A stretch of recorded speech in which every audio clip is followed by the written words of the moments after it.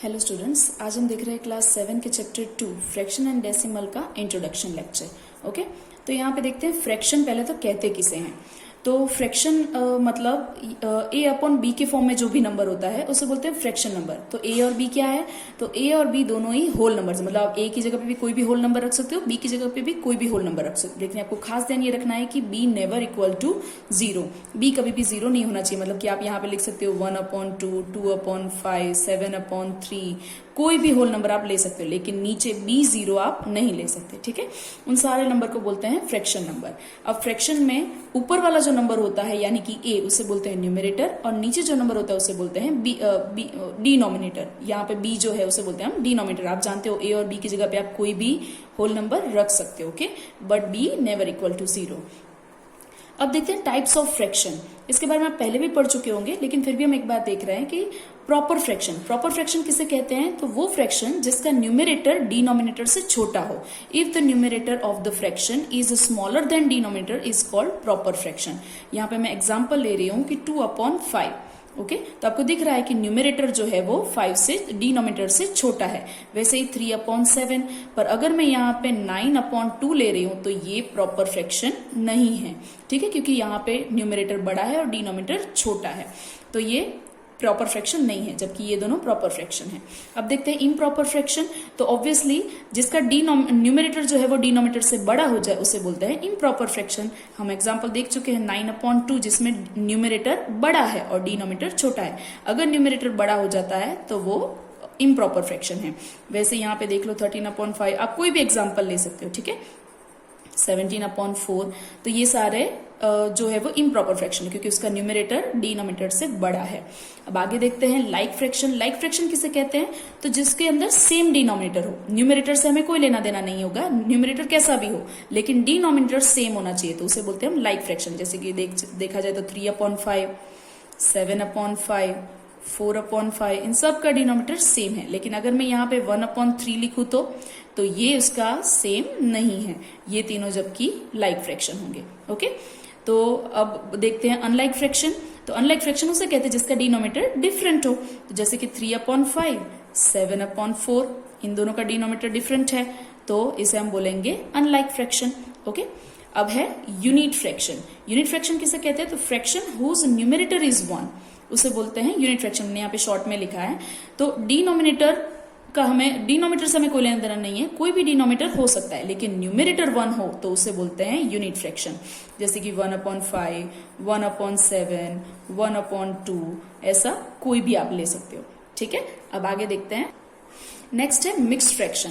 अब mixed fraction किसे कहते हैं? तो fraction having whole number along with proper fraction, मतलब जिसके अंदर होल नंबर भी हो और प्रॉपर फ्रैक्शन भी उसके साथ जुड़ा हो। जैसे कि आप ये देख चुके हो 3 होल 1/2, 3 होल नंबर है और 1/2 जो है वो प्रॉपर फ्रैक्शन है। सेम वैसे ही 4 होल 5/7। ठीक है, इसे बोलते हैं मिक्स नंबर। अब हमें ये भी देखना है कि how to convert mix fraction to improper fraction. Mix fraction हमें दिया हुआ, उसे इम्प्रॉपर में कैसे कन्वर्ट करते हैं।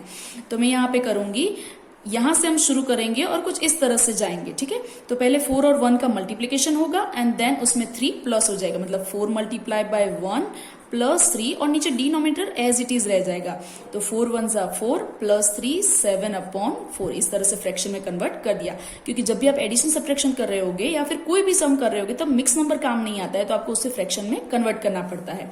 यहाँ पे एक और मिक्स नंबर दिया हुआ है, मैं उसे कन्वर्ट कर रही हूँ। तो 3 नीचे से हम शुरू कर रहे हैं, 3 मल्टीप्लाई बाय 4 और प्लस 2 डिवाइड बाय 3। तो आंसर आ जाएगा हमारा 3 4 12 प्लस 2 14, 14/3 मेरा आंसर आ जाएगा। डिनोमिनेटर एज इट इज रहेगा, डिनोमिनेटर में कोई चेंज नहीं होगा। सेम वैसे ही उल्टा देखते हैं कि how to convert improper fraction to mix fraction. Improper fraction को आप मिक्स फ्रैक्शन में कैसे कन्वर्ट करोगे? तो यहाँ पे दिया हुआ है इम्प्रॉपर फ्रैक्शन 32/5, आपको दिख रहा है न्यूमरेटर बड़ा है, मतलब वो इम्प्रॉपर हो गया। तो इम्प्रॉपर को हम मिक्स में कैसे कन्वर्ट करेंगे? तो डिवीजन करके। मैं यहाँ पे रफ में डिवीजन कर रही हूँ, 32 डिवाइड बाय 5। आपको पता है 5 6 30 हो जाएगा और यहाँ पे हमारा रिमाइंडर बच जाएगा 2। तो हम इसे कैसे सेट करेंगे? तो जो आंसर आया उसे हम होल नंबर के तौर पे ले लेंगे, मतलब कि हमारा क्वेश्चन जो है वो हमारा होल नंबर बन जाएगा। देन जो रिमाइंडर है जो कि सबसे नीचे है वो सबसे ऊपर चला जाएगा न्यूमरेटर के तौर पे, और जो हमारा डिवाइजर है वो एज इट इज रहेगा, मतलब डिनोमिनेटर हमारा एज इट इज ही हमें रख देना होता है।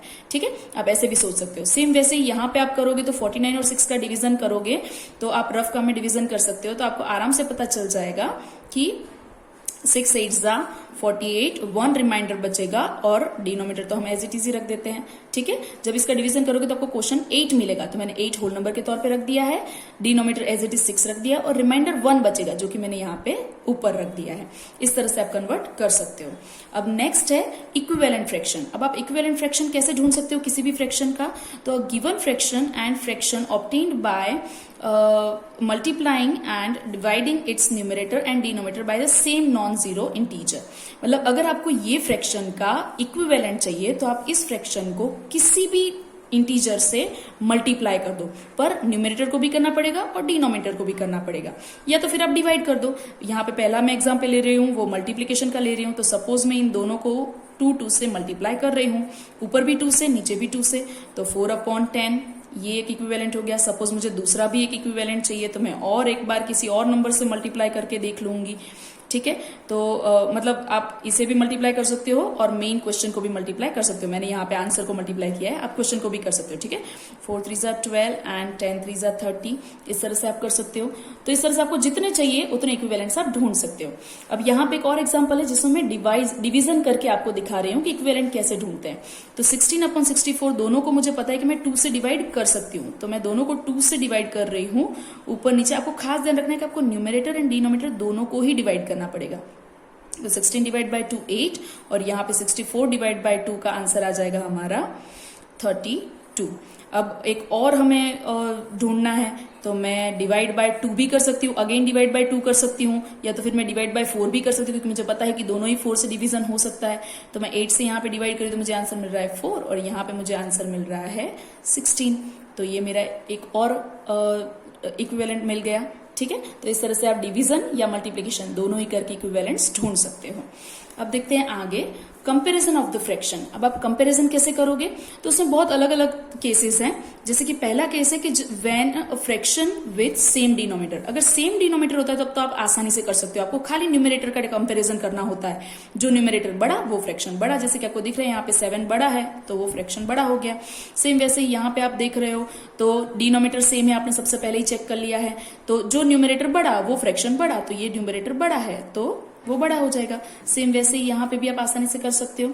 अब दूसरा केस ये है कि फ्रैक्शन विद सेम न्यूमरेटर, अगर न्यूमरेटर सेम है और डिनोमिनेटर सेम नहीं है तो क्या करना है, तो जो डिनोमिनेटर छोटा है वो फ्रैक्शन बड़ा हो जाता है। डिनोमिनेटर में थोड़ा उल्टा होता है कि सपोज यहाँ पे देखो 3 न्यूमरेटर सेम है लेकिन डिनोमिनेटर 7 एंड 8, तो 7 एक्चुअली छोटा है लेकिन क्योंकि वो डिनोमिनेटर में है तो उसका फ्रैक्शन बड़ा हो जाएगा। ओके, देन यहाँ पे भी सेम वैसा ही कि न्यूमरेटर सेम दिख रहे हैं लेकिन डिनोमिनेटर डिफरेंट है, तो जो डिनोमिनेटर छोटा है वो फ्रैक्शन बड़ा हो जाएगा। ओके, इस तरह से। और थर्ड केस है कि when fraction have different numerator and denominator, मतलब कि न्यूमरेटर भी सेम नहीं है डिनोमिनेटर भी सेम नहीं है, तो यहाँ पे आप क्या करोगे, तो यहाँ पे आप एलसीएम लेकर भी कर सकते हो और आप क्रॉस मल्टीप्लीकेशन से भी कर सकते हो। तो मैं यहाँ पे क्रॉस मल्टीप्लीकेशन वाली मेथड सिखा रही हूँ कि आपको क्रॉस मल्टीप्लीकेशन किस तरह से करना है। तो यहाँ नीचे से ऊपर जाना है और इसका मल्टीप्लीकेशन करना है।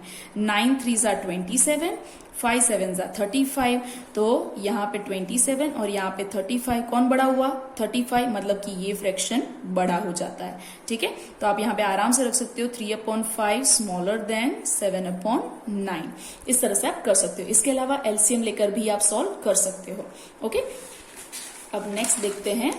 नेक्स्ट कुछ इस तरह से है addition and subtraction of the fraction. अब इसमें भी केस है कि जब भी एडिशन एंड सब्ट्रैक्शन करना होता है तो पहले तो सेम डिनोमिनेटर, अगर एडिशन सेम डिनोमिनेटर के साथ है तो आसानी से हो जाएगा कि आपको सिर्फ न्यूमरेटर का एडिशन कर देना है और डिनोमिनेटर एज इट इज रह जाएगा, तो आपका आंसर 7/5 आ जाएगा।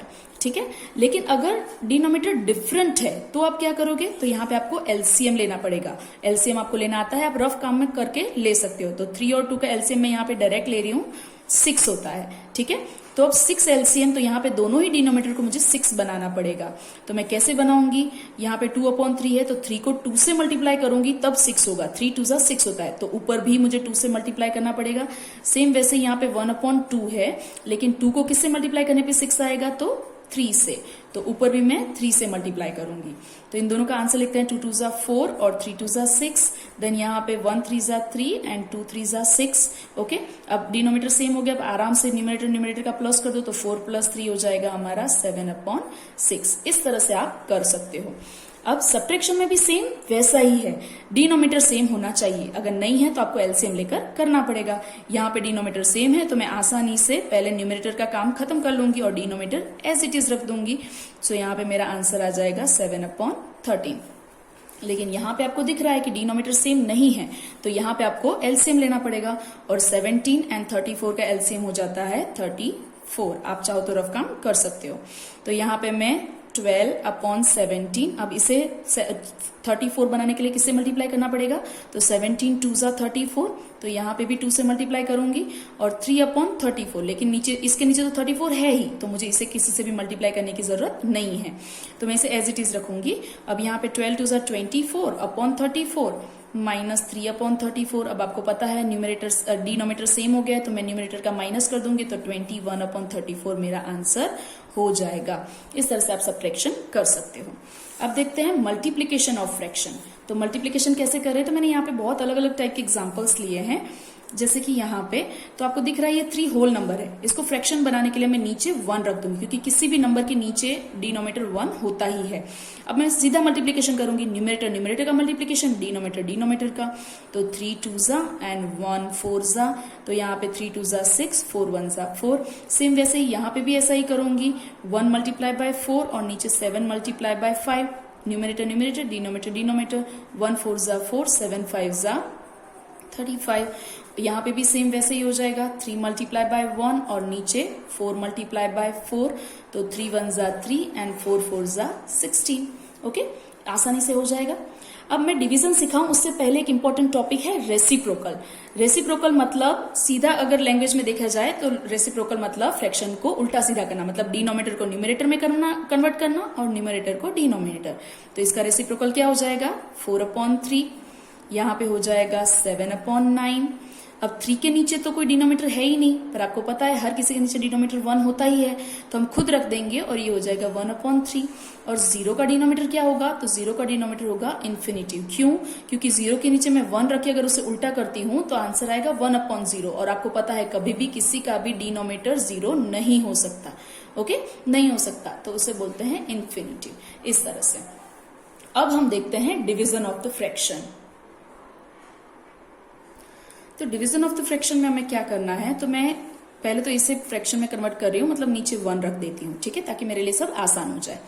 अब मैं 3/1 और डिवीजन को मल्टीप्लीकेशन में कन्वर्ट करूंगी, लेकिन वो कैसे होगा, तो जो डिवीजन के बाद वाला जो फ्रैक्शन है उसका रेसिप्रोकल लेके होगा। तो मैं डिवीजन को मल्टीप्लीकेशन में कन्वर्ट करूंगी और 1/4 का रेसिप्रोकल ले लूंगी, मतलब उल्टा सीधा करूंगी, तो उसे 4/1 कर दूंगी। अब तो मल्टीप्लीकेशन है और वो मुझे आता है, 3 × 4 एंड 1 × 1, तो 3 4 जा 12 एंड 1 1 जा 1। तो आप चाहो तो इसे अकेला 12 भी लिख सकते हो, 12/1 भी लिख सकते हो। सेम वैसे ये दिया हुआ है 3/4, तो 3/4 में कोई चेंज नहीं, लेकिन डिवीजन का मल्टीप्लीकेशन करने के बाद उसके बाद जो फ्रैक्शन दिया है उसका हम रेसिप्रोकल ले लेंगे। तो ये मैंने रेसिप्रोकल ले लिया है। अब मैं मल्टीप्लाई कर दूंगी, 3 5 जा एंड 4 4 जा, तो 3 5 जा 15 हो जाएगा एंड 4 4 जा 16। ओके, तो यहाँ पे फ्रैक्शन का इंट्रोडक्शन खत्म हुआ। डेसिमल के इंट्रोडक्शन के लिए मैं दूसरा एक वीडियो बना रही हूँ जो आप देख सकते हो। Thank you.